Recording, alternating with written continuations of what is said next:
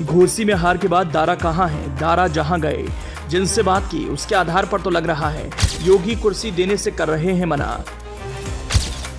राजभर तो दावा कर रहे हैं उनके साथ दारा भी बनेंगे मंत्री, विरोधियों का जलेगा करेजा। लेकिन जिस तरह से दारा भागम भाग कर रहे हैं उससे तो लग रहा है सब कुछ हो गया खत्म, ख्वाहिश रह गई अधूरी। घोसी में बीजेपी के उम्मीदवार रहे दारा सिंह चौहान हार के बाद कहां हैं? क्या अपने गृह क्षेत्र आजमगढ़ में दारा सिंह चौहान है या फिर लखनऊ में है? हर कोई जानना चाह रहा है। घोसी में हार के बाद बीजेपी नेता दारा सिंह चौहान अब क्या कर रहे हैं?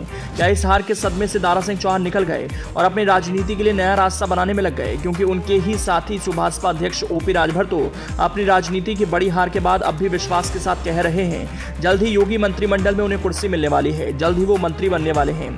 दावा कर रहे हैं घोसी की लड़ाई में ज्यादातर वोट बीजेपी को ही पड़े, वो तो दलित मतदाताओं ने खेल कर दिया। मायावती की ओर से चुनाव नहीं करने की वजह से दलित वोटर सपा खेमे में चले गए। बीजेपी उम्मीदवार दारा सिंह चौहान ने काम नहीं किया, वो घोसी के नहीं रहने वाले थे, इसलिए उनकी हार हुई, इसलिए बीजेपी की हार हुई, ऐसा ओपी राजभर का दावा है। घोसी में बड़े बड़े दावे करने वाले संजय निषाद भी अपनी राजनीति के ढोल पीट रहे हैं, सियासी गलियारों में उनकी आवाज सुनाई दे रही है।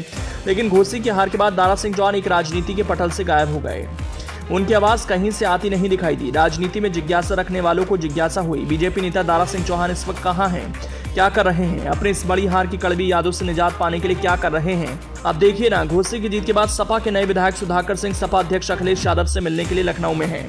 लखनऊ में अखिलेश को शुक्रिया कह रहे हैं, अखिलेश पा जिंदाबाद के नारे लगा रहे हैं। लेकिन दारा सिंह की सुबह अब तक अपनी राजनीति के अगले कदम के लिए कोई आवाज नहीं निकली। दारा सिंह चौहान हैं तो हैं कहां? अब सियासी गलियारों में खबर है कि मऊ की घोसी सीट से बीजेपी के प्रत्याशी रहे पूर्व मंत्री दारा सिंह चौहान ने दिल्ली में बीजेपी के केंद्रीय नेताओं से मुलाकात की।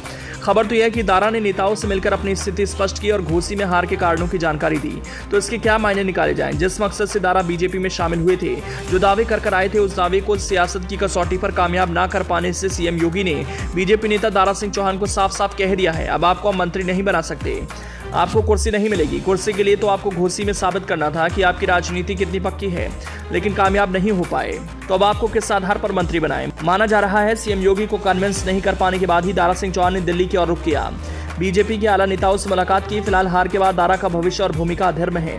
बीजेपी के आला नेताओं से मुलाकात के जरिए वो भावी संभावनाओं को भी तलाशने में जुटे हैं। दिनेश शर्मा के राज्यसभा सदस्य बनने के चलते रिक्त हुई उनकी विधान परिषद सीट के लिए भी दारा सिंह चौहान के समर्थकों की लामबंदी जारी है। हालांकि चर्चा है कि घोसी उपचुनाव में हार का सामना कर चुके पूर्व मंत्री दारा सिंह अभी भी जोर लगा रहे हैं। राजनीतिक गलियारों में चर्चा है कि दारा सिंह चौहान के दिल्ली भाजपा मुख्यालय जाने के खास मायने भी हो सकते हैं। कयास लगाए जा रहे हैं कि विधान परिषद में खाली हुई दिनेश शर्मा की सीट उनके पास जा सकती है, ताकि उन्हें मंत्री बनाया जा सके। राज्यसभा के लिए निर्वाचित होने के बाद पूर्व deputy CM doctor Dinesh Sharma ने अपनी विधान परिषद सदस्यता से इस्तीफा दे दिया। विधान परिषद सचिवालय ने इस सीट को खाली होने के आदेश जारी कर दिए। अब 13 सितंबर से इस सीट खाली है। इस सीट पर निर्वाचित होने वाला अगले सदस्य 6 साल में बचे हुए कार्यकाल के लिए निर्वाचित होगा।